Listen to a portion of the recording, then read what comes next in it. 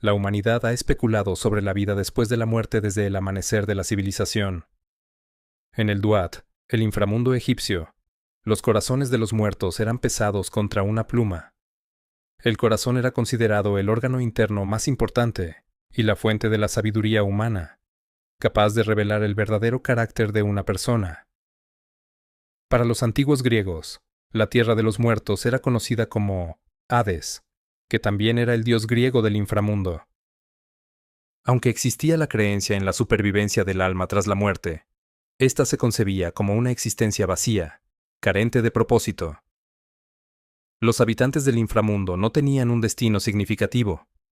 De forma similar, en el Antiguo Testamento, no se menciona ni el infierno, ni el cielo.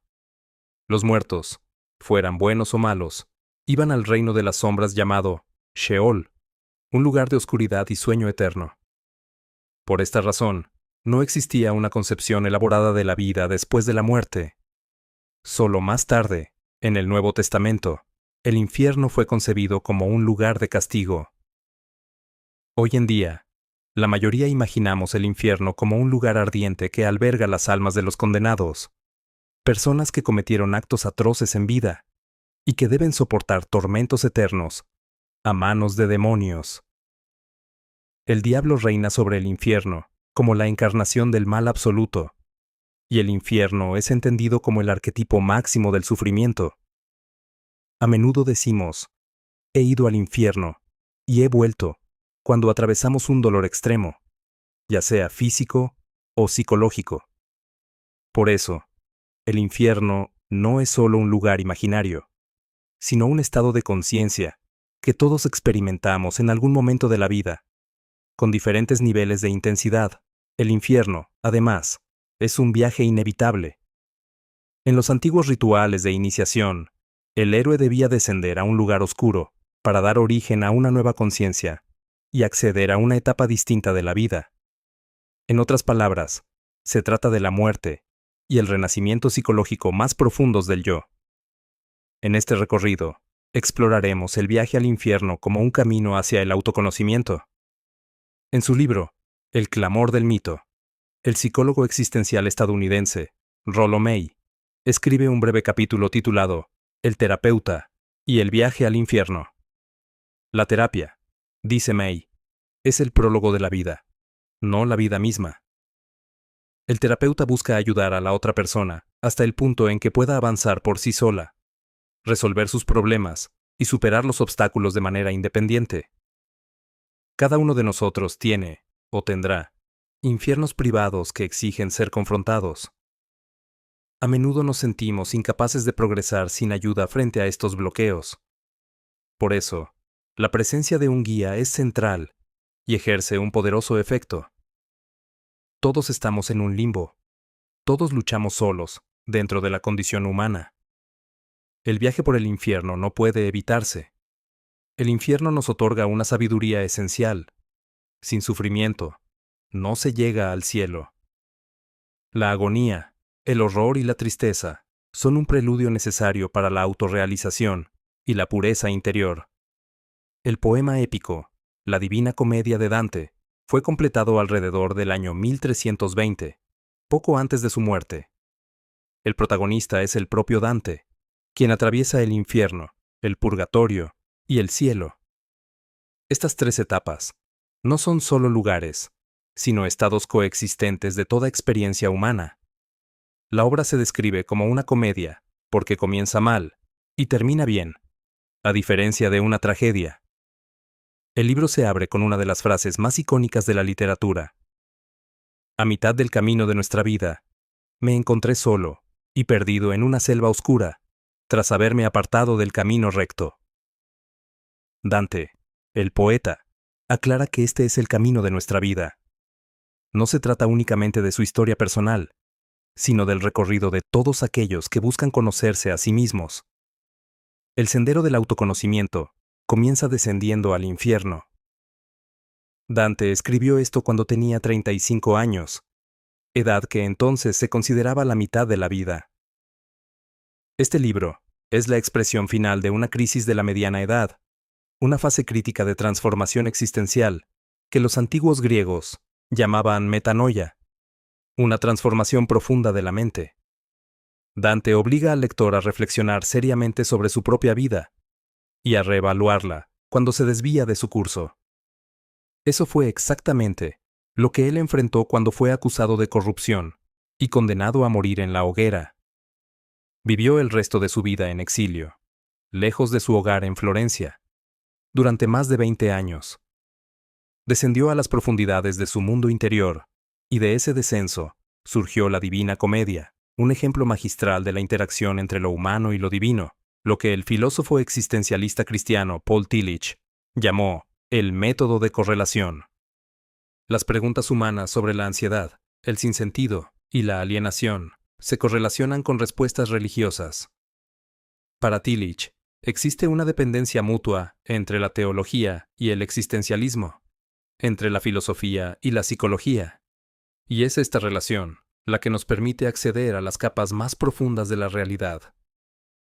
Dante, el peregrino, se encuentra en una selva oscura porque el camino recto de la vida se ha perdido. Confiesa que no sabe cómo llegó allí. Muy a menudo, nosotros también nos encontramos en esta situación. Hay momentos en los que no reconocemos cómo hemos terminado donde estamos. Comenzamos la vida con ciertos objetivos, con ideales y metas claras, pero con el paso del tiempo, tomamos pequeñas decisiones, casi imperceptibles, y sin darnos cuenta, acabamos en un lugar completamente distinto al que imaginamos. Esto es lo que experimenta Dante. Ya no es quien se propuso ser, y no comprende por qué. Al no entenderse a sí mismo ni el propósito de su vida, necesita orientación. Mira hacia arriba y ve el sol brillando sobre una colina, pero su camino está bloqueado por 3 bestias y no puede avanzar. Esto deja claro que no existen atajos hacia la autorrealización. En su desesperación aparece una figura ante Dante, el antiguo poeta romano, Virgilio. Él será su guía espiritual y su compañero a través de los distintos círculos del infierno, organizados según la naturaleza de los pecados de los condenados. Dante es conducido hasta la puerta del infierno, donde se lee la inscripción: abandonen toda esperanza quienes entren aquí. Al leer estas palabras, se siente invadido por el terror y duda de si realmente debe entrar. Además, se considera indigno de emprender un viaje de tal magnitud. Virgilio le explica entonces que Beatriz lo espera en el paraíso. Beatriz fue el gran amor de la vida de Dante, de quien se enamoró cuando tenía apenas 9 años, aunque el matrimonio entre ellos nunca fue posible. Cuando Beatriz murió a los 25 años, Dante quedó devastado. Su muerte inspiró sus primeros poemas, y ella aparece como un mito personal, una presencia viva en su mente y en su corazón, una figura eternizada a lo largo de toda su obra. Con estas palabras, Dante acepta atravesar la puerta del infierno y así comienza su extraordinario viaje hacia el autoconocimiento. El infierno es representado como 9 círculos concéntricos de tormento, ubicados en el interior de la Tierra. En términos psicológicos, puede entenderse como un descenso a las profundidades del inconsciente. No se trata de una observación sádica del sufrimiento eterno de las almas, sino de una invitación a reconocer las propias disfunciones y a contemplar sus consecuencias a través de los distintos castigos del infierno. Antes de descender al primer círculo, Dante y su guía atraviesan el vestíbulo del infierno, donde escuchan los gritos de angustia de los oportunistas, aquellas almas indiferentes, culpables del pecado de no haber tomado partido. Como no eligieron ningún bando, no se les concede ningún lugar. Luego ingresan al primer círculo del infierno, conocido como el limbo. Allí habitan los no bautizados y los paganos virtuosos que no fueron pecadores, pero que ignoraban a Cristo. En este lugar residen grandes filósofos y poetas. No sufren castigos físicos, pero están condenados a pasar la eternidad sin poder contemplar a Dios. Después del limbo, comienza el verdadero sufrimiento. Los círculos siguientes albergan la lujuria, la gula, la avaricia y la ira. que simbolizan la autoindulgencia y conforman el infierno superior. A medida que el descenso continúa, los castigos se vuelven cada vez más severos y dolorosos. Dante comete numerosos errores al inicio de su travesía, pero poco a poco aprende que el pecado no debe ser compadecido. Sin embargo, esta lección le toma muchos círculos comprenderla. En varias ocasiones, se desmaya al presenciar el sufrimiento de las almas, y Virgilio lo despierta con rapidez, recordándole que este es un viaje de visión, y no de evasión. Los círculos siguientes conforman el infierno inferior. El sexto círculo es el hogar de los herejes. Allí se encuentran los epicúreos, atrapados en tumbas ardientes. Los epicúreos sostenían que el alma moría junto con el cuerpo, y afirmaban que el placer era el bien supremo de la vida. Su objetivo era alcanzar un estado de tranquilidad sin excesos y minimizar el sufrimiento, lo que vuelve su castigo profundamente irónico. Los círculos posteriores contienen a su vez otros círculos concéntricos. El séptimo círculo alberga a los violentos, aquellos que ejercieron violencia contra otros, contra sí mismos a través del suicidio, y contra la naturaleza y Dios. Dante reserva los peores pecados para los círculos octavo y noveno, que representan el fraude y la traición. Cuando finalmente llegan al centro del infierno, se encuentran con Lucifer, el ángel caído, condenado por cometer el pecado último, la traición personal contra Dios. Lucifer está atrapado en un lago helado, y el viento gélido producido por el batir de sus alas asegura su propio encarcelamiento. A su alrededor, los traidores permanecen congelados a distintas profundidades, según la gravedad de su falta. El diablo posee 3 cabezas, una perversión de la Trinidad, y encarna la antítesis de Dios. Cada una de sus cabezas mastica eternamente a un traidor célebre. A la izquierda y a la derecha aparecen Marco y Cayo, implicados en el asesinato de Julio César, y en el centro se encuentra Judas, el apóstol que traicionó a Cristo. Virgilio y Dante descienden por el cuerpo de Lucifer, pero de pronto Virgilio se da la vuelta y comienza a ascender por sus piernas. Esto aterroriza a Dante, quien cree que están regresando al infierno. Virgilio lo tranquiliza y le explica que no es así. Todo parece invertido, porque han cruzado al lado opuesto del mundo. De este modo, comienza la segunda parte del viaje, el purgatorio. Se trata de la única masa de tierra que emerge de las aguas del hemisferio sur, formada por el impacto de la caída de Lucifer desde el cielo. Antes de adentrarse en el purgatorio, es necesario hacer 2 distinciones fundamentales. El ser humano posee intelecto, la facultad de conocer, y voluntad, la facultad de elegir. El problema surge cuando falta conocimiento y, por lo tanto, no se pueden tomar decisiones correctas. Sin embargo, incluso cuando sabemos qué es lo correcto, no siempre elegimos hacerlo. Dante, el peregrino, expresa esta contradicción cuando escribe que el querer está en él, pero no el hacer el bien, porque no hace lo bueno que desea, sino el mal que no quiere. El primer paso para Dante es expandir su capacidad de comprensión. Pero entonces surge una pregunta esencial. ¿Por qué las personas eligen el mal? A veces alguien actúa mal, porque cree que eso es bueno para sí mismo. Con frecuencia, lo que parece bueno es en realidad perjudicial. Por eso debe existir una distinción clara entre apariencia y realidad. Si se le pregunta a un asesino si sabía que su crimen estaba mal, probablemente responderá que sí.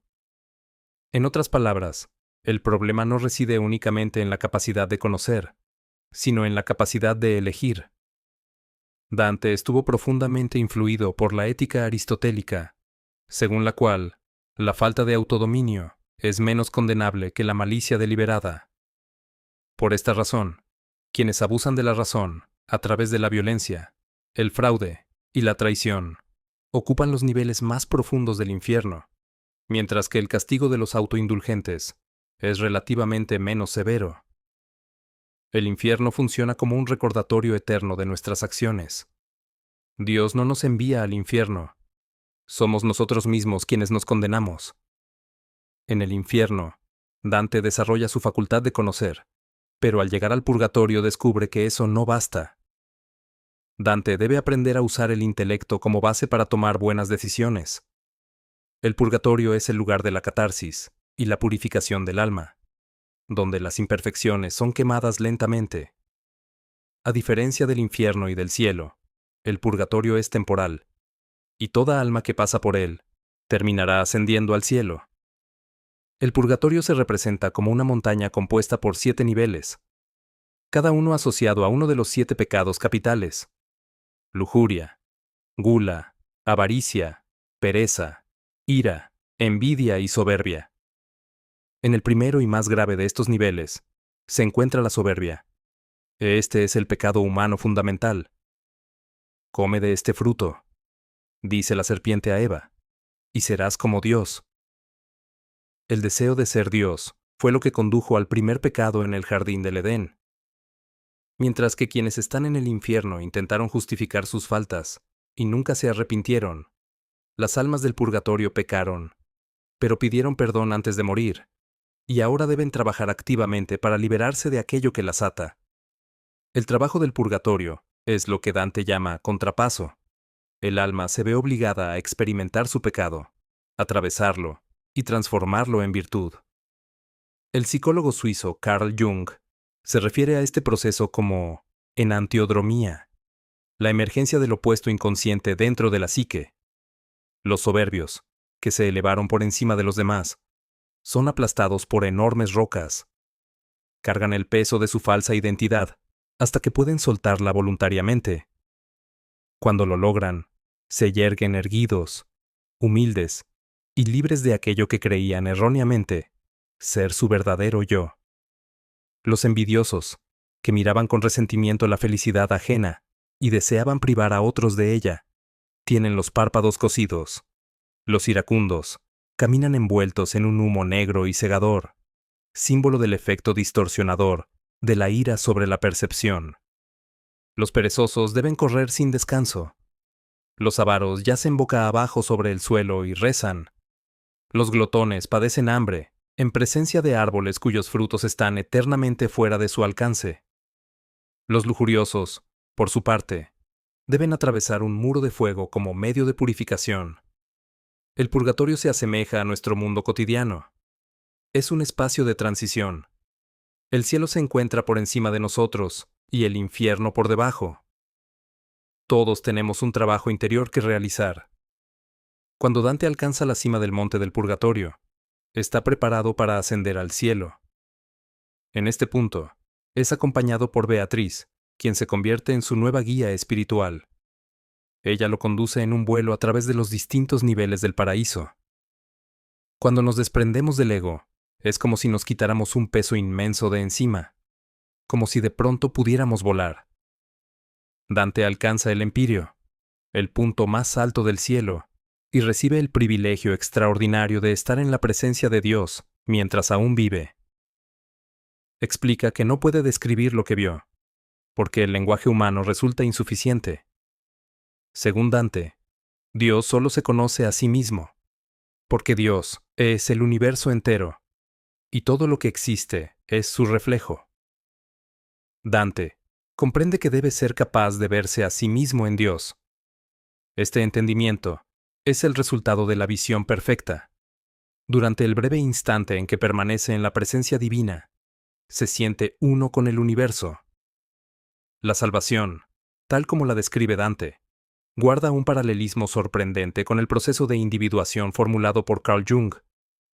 El problema de la individuación es que la psique humana está compuesta por dos mitades incongruentes que, al integrarse, deberían formar un todo. Individuarse es reconciliar las dualidades del mundo interior y exterior, la conciencia y el inconsciente. Para Jung, esta integración representa la adaptación más exitosa a las condiciones universales de la existencia. Al inicio del poema, Dante, el peregrino, reconoce esta fractura interna y comprende que debe emprender un viaje para volverse completo. El poeta y artista visionario inglés, William Blake, escribió una obra titulada El matrimonio del cielo y el infierno. A diferencia de Milton y del propio Dante, Blake no describe el infierno como un lugar de castigo, sino como un espacio de energía vital. Escribe que sin contrarios no hay progreso. Atracción y repulsión, razón y energía, amor y odio, son fuerzas necesarias para la experiencia humana. De estos contrarios surgen lo que las religiones llaman bien y mal. El bien es lo pasivo que obedece a la razón. El mal es lo activo que brota de la energía. El bien es el cielo. El mal es el infierno. Blake adopta el lenguaje de la moral cristiana tradicional, pero invierte sus valores. El mal convencional, asociado a los demonios y a los transgresores que sufren en el infierno, está vinculado al cuerpo y al deseo. Representa energía, abundancia, acción y libertad. El bien convencional, encarnado por los ángeles del cielo, se asocia con el alma, concebida como separada del cuerpo, y se manifiesta como razón, contención, pasividad y prohibición. Blake rechaza este dualismo entre cuerpo y alma, y sostiene que tanto el bien como el mal, el cielo y el infierno, son necesarios para la vida. Blake anticipó el psicoanálisis de Freud al afirmar que la energía, o libido, llamada mal, surge del inconsciente, el infierno, y es restringida por la razón, llamada bien, que pertenece al reino superior, el cielo. La técnica de revelación de William Blake, a través de lo que él llamaba el método infernal, consiste en derretir las superficies aparentes de la realidad, para mostrar lo infinito que permanece oculto detrás de ellas. De este método surgen los proverbios del infierno, sentencias que contienen una sabiduría radicalmente distinta a la del libro bíblico de los proverbios. Algunos de estos proverbios afirman que el camino del exceso conduce al palacio de la sabiduría, que quien desea, pero no actúa, engendra pestilencia, y que el exceso de tristeza ríe, mientras que el exceso de alegría llora. Blake creía firmemente que los individuos debían ejercer libremente su imaginación para construir su propia realidad. A esta facultad la llamó el genio poético. Si existe una única religión verdadera para Blake, es la chispa divina de la imaginación. Tal como escribió, si las puertas de la percepción fueran limpiadas, todo aparecería ante el ser humano tal como es, infinito.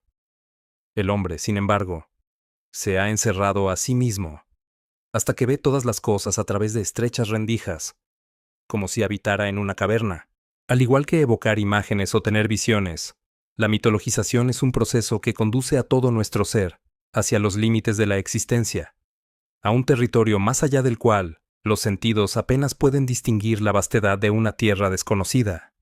Quienes se atreven a llegar hasta allí reciben un regalo que pueden llevar de regreso al mundo cotidiano. Lo que parece ser un viaje de exilio hacia lo desconocido es, en realidad, un viaje de retorno al hogar, a las profundidades del alma. Carl Jung escribió en el Libro Rojo que solo existe un camino, y ese es tu camino. Solo existe una salvación, y esa es tu salvación. ¿Por qué buscar ayuda afuera? Aquello que debe venir será creado en ti y a partir de ti. Por esta razón, Jung aconseja mirarse a uno mismo, no comparar, no medir. Ningún otro camino es igual al tuyo. Todos los demás seducen y engañan, pero tú debes recorrer el camino que existe en tu interior. En una de sus conferencias, Jung afirmó que existe un punto, alrededor de los 35 años, en el que la vida comienza a transformarse. Es el primer contacto con el lado sombrío de la existencia, el inicio del descenso simbólico hacia la muerte. Es evidente que Dante alcanzó ese punto de inflexión. Quienes han leído Así habló Zaratustra sabrán que Nietzsche también lo encontró. Cuando las personas llegan a este umbral, lo afrontan de distintas maneras. Algunos huyen de él, otros se sumergen en su oscuridad, y a otros les sucede algo decisivo desde el exterior. Cuando no vemos algo, el destino lo hace visible por nosotros. A finales de sus 30 años, Jung atravesó su propia catástrofe existencial de la mediana edad y se vio inundado por visiones. En estados hipnagógicos descendió a profundidades desconocidas, lo que más tarde denominó su confrontación con el inconsciente, un proceso que se extendió durante varios años. En el Libro Rojo, Jung describe su descenso al infierno, no como un lugar de condena en el más allá, sino como una condición vital de confusión absoluta, asociada a un cambio existencial profundo. El descenso al infierno es un viaje catártico que conduce al autoconocimiento, a la autotransformación y, en última instancia, a la autotrascendencia.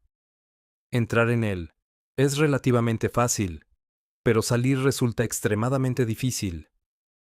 Todo en la mente humana forma parte del juego natural de los opuestos que gobierna la vida.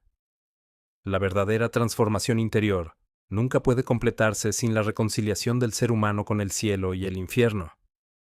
Tal como Jung concluye, ningún árbol puede crecer hasta el cielo si sus raíces no descienden hasta el infierno.